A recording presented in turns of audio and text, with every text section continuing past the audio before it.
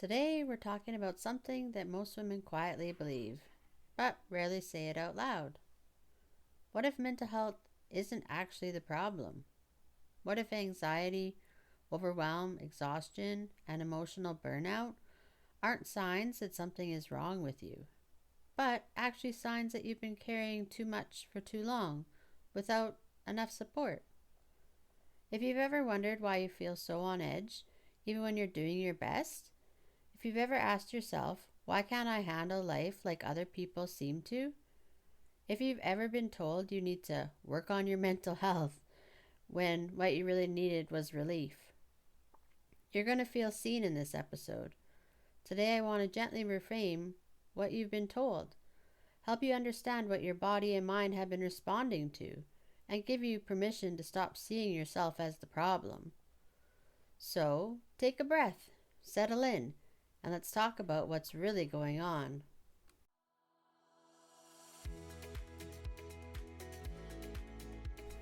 If you're tired of mental overload and living in survival mode, and you want simple steps to feel calmer, more grounded, and back in control, if so, you're in the right place, my friend.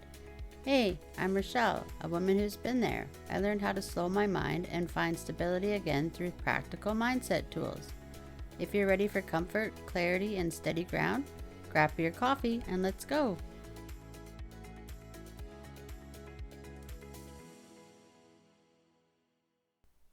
Hey friend, before we go any further, I want you to know this. You don't have to carry this alone. I've created a free community for overwhelmed women who are learning how to come out of survival mode and find steadiness again, without the pressure, without fixing themselves, and without pretending everything is fine. If you're craving understanding, support, and a space where you don't have to explain why you're tired, you're more than welcome to join us. And I will put the link to join in the show notes. So, for a long time, I genuinely believed my mental health was the problem.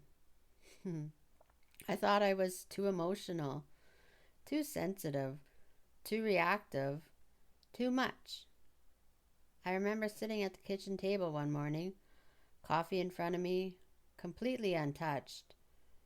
The house was quiet, nothing urgent was happening, and yet, inside, it felt like everything was pressing in at once.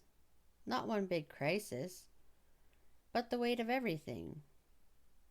You know, the responsibilities, decisions, the good old past mistakes, the future worries, other people's emotions. And instead of asking, why does this feel so heavy? I asked, what is wrong with me? That question followed me for years because I tried to fix myself. I tried coping strategies. I tried pushing harder. I tried being stronger. But no one ever stopped and said the thing that would have changed everything sooner. Hey, maybe nothing is wrong with you, Rochelle. Maybe you're just carrying more than one nervous system was meant to hold alone. And looking back now, I can see it clearly. I wasn't broken, I was just overloaded. And with overload, when it goes unnamed, starts to look like a mental health problem. So for years, I thought the way I felt meant something was wrong with me and my mental health. Because anxiety felt like failure, exhaustion felt like weakness, emotional overwhelm felt like I just wasn't coping well enough. But what I understand now is this: mental health symptoms are often signals, not flaws. Anxiety, burnout, emotional shutdown. These aren't character defects, they're signals, simply signals. They're the body and mind saying, hey, this is a lot. When you've been under pressure for a long time, the emotional pressure, responsibilities, decision making, holding things together, your system doesn't just absorb that quietly. It communicates, not with words, but with symptoms. And when we don't understand that, we turn to those signals inward and make them meaning something about who we are, instead of asking, what's actually happening inside of me? We ask, what's wrong with me? And you know what? That question alone creates so much unnecessary shame.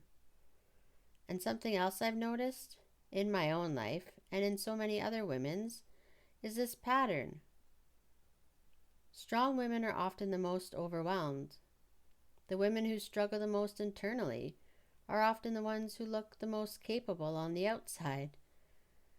They show up, they think ahead, they're anticipating needs, they keep things moving, if you can relate. They don't fall apart because they're fragile. They actually fall apart because they're being too strong for too long without relief, and mostly doing it on their own.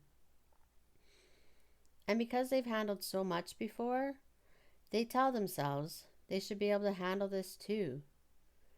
But your nervous system doesn't care how capable you are. It cares how much you're carrying. Because carrying too much keeps the body in survival mode. When responsibility never lets up, your nervous system doesn't get the message that it's safe to rest. Because it stays on alert and stays braced. It stays ready. Not because something terrible is happening, because there's no margin, and that constant alertness often shows up as anxiety. Not because you're broken, but because your system is trying to simply protect you. When you see anxiety through that lens, something can soften. Instead of fighting it, you just start listening. Instead of shaming it, just try to respond to it. And that's where real change can happen. So, if you've been told your mental health is the problem, I want you to consider this gently. What if your symptoms aren't evidence of failure, but actually evidence of how much you've been holding? You don't need to fix yourself. You need space to breathe again. If you've spent years believing your mental health was the problem, I want you to sit with this today. You're not broken. You're burdened. And burdened people don't need fixing. They need relief. This podcast exists to help you gently understand what you've been carrying, why it makes sense that you feel the way you do, and how to begin putting some of that weight down. Not all at once, not perfectly, but honestly. I just want to thank you for being here today, and just know you don't have to carry everything alone. And I'll meet you here next time. Until then, take care. Hey friend, I hope you enjoyed today's episode. If it helped you feel a little more grounded, would you take 30 seconds and share it with a woman who could really use it right now? Also, please follow the show and leave a quick written review.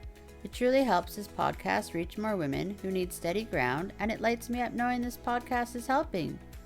Okay friend, I will meet you back here next time for another episode. And until then, take a deep breath and be gentle with yourself. Talk soon.